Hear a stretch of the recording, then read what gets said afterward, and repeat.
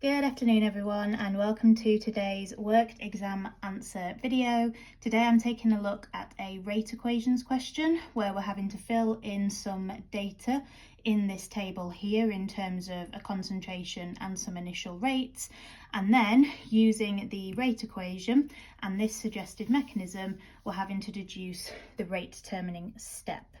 Now this comes under the rate equations topic, and that is a topic covered by the AQA specification and is a topic that you may have done at the end of year 12 after any exams that you did, or it might have been a topic that you've completed this year in this first half term. In terms of answering this question, there are a couple of ways of doing part one. And there are some rules that we need to know for part two that I know are not widely known in my experience. So I'll make sure you know what those are so that you know how to determine which of these is the rate determining step. Now I've got my three colours here, and the reason why I've got three colours is because the first part of this question tells me that A and B are reacting together in the presence of an acid catalyst. So first thing I'm going to do, assign a colour to each of these. So A is going to be blue, B is going to be yellow, and then the acid catalyst is going to be in orange. So what we can see is that A and B appear in the overall equation and the catalyst doesn't. Catalyst will never appear in the overall reaction equations, but the acid catalyst does appear here in the rate equation. And that's to be expected because catalysts are added to increase the rate of a reaction. So seeing the acid catalyst in the rate equation doesn't surprise me. What we do need to really notice is that out of A and B, only B appears here. Now that tells me that A is a zero order reactant, because if we change A, the rate is not affected, otherwise it would be written into the rate equation. So if we know that A is zero order, and I like to write these into the column headers of my table, A is zero order. As soon as we know something is zero order, it doesn't matter what we do to the concentration of that reactant, it's never going to have an effect on the rate. So I would always suggest, if you know that something is zero order, of just scribbling out that information, because you don't need to look at it, because even if it is changing, the rate won't, because it's zero order. So that's the first thing that we need to make a note of. In terms of B and H, the two things that are in the rate equation, we can see that the order is second order with respect to B, which should have been in yellow. My goodness me, sorry. That's not gone well. And then the acid catalyst in orange is first order. So I'm going to write that into the table. My apologies. Now, in terms of completing this table, there are two ways in which you can do it. One way seems to be more preferred than the other because it feels a little bit easier, but in this instance is probably a bit more time consuming. The first way that we can fill in these values is we can work out what the rate constant K would be using the data in experiment 1, because we have all the values there that we need. And then once we've got a value for K, to work out the gaps in the table, we would just need to, for the rate gaps, just sub in the value for K we've worked out, the value for B's concentration and square it, and then the value for the H plus concentration. And that will give us the rates. For the gap in B, we could then rearrange the rate equation to get B in square brackets squared equals by dividing through by the rate constant K and the concentration of H plus, figure that out, square root the answer, and that will give us the concentration of B here. Now I'm totally not against anybody doing that. My concern is that that's going to take a little bit longer potentially, and you're not going to get any marks for working out the value of K. However, if that's the most effective way for you to pick up the 3 marks and be able to complete the table, then 100% go for it. And you need to decide which method works best for you. So that's one way. The other way is that we can use the data in the table to figure out the rates and use the data solely in the table to work out the missing concentration here. And that's what I'm going to show you now. So we've ignored column A because it's zero order. So I'm only going to need to be thinking about changes to the concentration of B and changes to the concentration of H+. Now, in experiment 1 and 2, it was the concentration of A that they changed, which is zero order, and we're covering that up now. There is no change to the concentration of B between those experiments, and likewise no change to the concentration of the H+. So therefore, there'll be no change to the rate because we haven't changed any of the concentrations that actually affect the rate. So that is a nice easy one, but it's only easy if you know that A is zero order because it's not in the rate equation. Then it becomes a little bit trickier. When we want to work out the rate of reaction for experiment 4, we're going to have to compare it to either experiment 1 or 2. Now, I would always suggest that you compare each experiment that has a gap in the data to the first row of data where all the data is given. Now, of course, because the rates here are the same, and I'm confident that they're the same, we can use experiment 1 or 2. But in other questions where that isn't the case, I would always suggest that you go back to the original bits of data that you were given. And that's because should you then get an answer wrong and then use it moving forwards, you'll get the other answers wrong, and they should check it and they should give you error carried forwards. But why risk it? Would be my suggestion. Just always go back and use the data they've given you. So to get the rate in experiment 4, we need to look at how the concentration of B is changing. It's going from 0.2 to 0.3. So I need to work out what that scale factor is. So we're timesing 0.2 by 1.5. Now, B is a second order reactant. As we know, second order reactants, whatever happens to the change in concentration happens to the rate, but squared. So we're going to have to times it by 1.5 squared. But that's not the only thing that's changing between experiment 1 and 4. The other thing that's changing is the concentration of H+. So again, between experiment 1 and 4, we need to figure out how that's changing. So the concentration is decreasing, but we need to know by how much, which is not a very nice number. We're dividing it by a 1.67. I'll stick to 3 significant figures. It's 1.66666 recurring. Now, because the H+ concentration is a first order reactant, that means that when we go from experiment 1 to 4, we're also then going to need to change the rate by dividing it by 1.67. First order reactants, whatever happens to the concentration in terms of a change, that change is then matched in the change to the rate.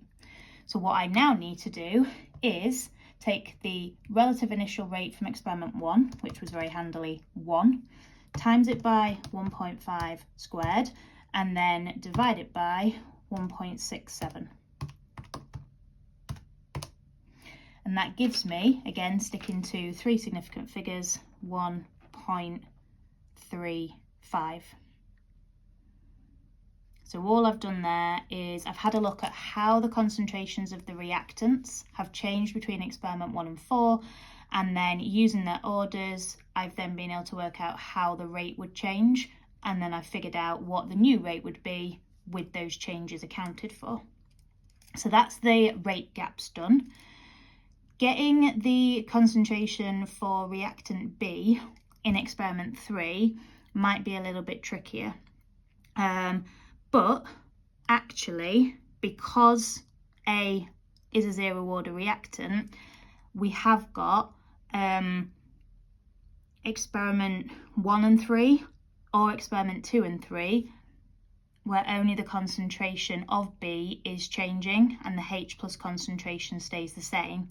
So when we're comparing, again, we'll go back to experiment 1, comparing it with experiment 1 and 3, the only thing that's going to be affecting the rate is a change to the concentration of B. So first of all, I need to figure out how has the rate changed. Now the rate has decreased and I need to figure out by how much. So 1 divided by 0.64 gives me divided by 1.56. These are not very nice numbers, I might add. Now, B is a second order reactant. And what we saw before was when the concentration of B increased 1.5 times, the rate increased by 1.5 times squared. If the rate has been divided by 1.56, 1.56 is the square of whatever change we've done here. So if we're going in the opposite direction to work out what the concentration of B will be, we're going to have to divide 0.2 by the square root of 1.56. So 0.2 divided by the answer I just got squared equals 0.08.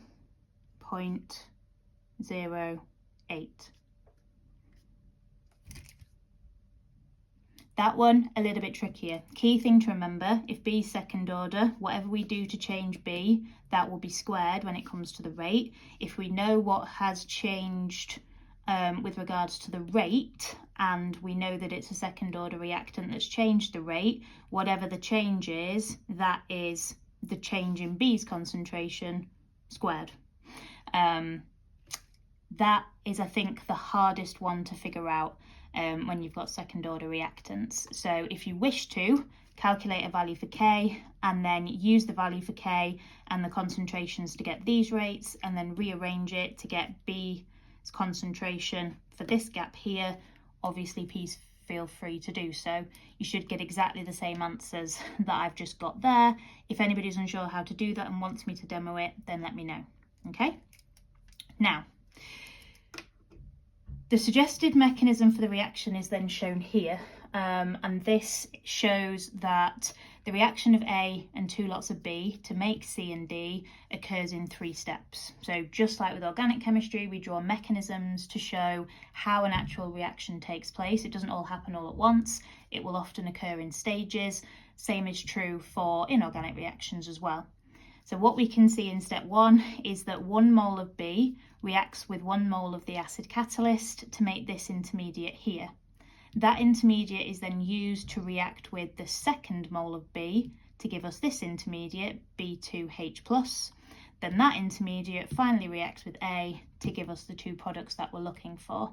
Now, this isn't something that this particular question is asking you to do, but if you have a mechanism like this made up of a series of steps, everything in there needs to equate to the overall reaction equation that we started with at the top of the page. So any intermediates should cancel. So the intermediate we made in step 1 cancels because we then use it in step 2. The intermediate made in step 2 cancels because we then use it up in step 3. That leaves me with 2 moles of B and 1 mole of A on the reactant side, and 1 mole of C and 1 mole of D on the product side. So that's looking good. The rules that we need to know in relation to figuring out the rate determining step are as follows. It's all based on the orders for the reactants and of course any catalysts that we have. I actually didn't mention that, did I, in terms of the catalyst here being in step 1. That means that the H plus would still be in the equation, which is an interesting one because catalysts should never appear in here. So it is unusual that they haven't got a H plus on the right hand side of any of these steps so that they cancel out, because we have to reform the catalyst anyway. So in order to work out the rate determining step, if we have a 0 order reactant like A, 0 order reactants will always appear after the rate determining step, because by definition a 0 order reactant has no effect on the rate, and the rate determining step is the slowest step. So zero order reactant can't influence that because it can't influence the rate at all. The H plus concentration, the acid catalyst, that is a first order reactant, and any first order reactant, there needs to be 1 mole in the rate determining step or before the rate determining step. So if the rate determining step was step 1, it would have to be in the rate determining step, but if the rate determining step was step 2 or 3, it could be in any of the steps preceding that step. And for second order reactants, which is what B is, we need 2 moles of a second order reactant to be in or before the rate determining step. Now that can be both of them in the same step, or one in the rate determining step and one before, so long as there is only 2 in total. So the next thing I'm going to do is just highlight where the A, H plus and B appear in these steps. So A is there, and the acid catalyst is there, and then B is there and there. So using these rules, A has to be after the rate determining step because A is zero order. So step 3 cannot be the rate determining step because then the zero order reactant would be in it, not after it. So it can't be step 3. For the first order reactant, the H plus, that's in step 1. There needs to be 1 mole in or before the rate determining step. So step 1 with regards to the H plus could be the rate determining step, but it couldn't when it came to B, because B second order, we need 2 moles in or before, and in step 1 there's only 1 mole of B. So the rate determining step will therefore have to be step 2, because in step 2 we have 1 mole of B, before step 2 we have the second mole of B, before step 2 we have the 1 mole of H plus. So step 2 is our rate determining step. Step 1 cannot be because it doesn't have the second mole of B in it. Hopefully that makes sense. In terms of how we would then explain that, the rate determining step is step 2, and you would essentially be using these rules to explain your answer. So in terms of the reason, we've got 1 mole of H plus, which is first order, before the rate determining step, and 2 moles of B, which is second order, in / before the rate determining step, because we have 1 in and 1 before, and then we could say A brackets 0 order after the rate determining step as well, just to round that off nicely. So those are the key things we need to know to help us to work out the rate determining step. And if we didn't have a rate equation, we might need to figure that out first using whatever data we've been given, but we can't do it without a rate equation. If anybody has any questions, excuse me, just to prove it's live, if anybody has any questions about the table, or they want to have a go at working out the value for K and want me to check what they're working out, please send it over in an email, missg tutoringandresources@outlook.com. And if anybody has any queries about the rate determining step, again, please just let me know. You can send me an email or drop me a comment on this video. Thanks so much for watching, guys.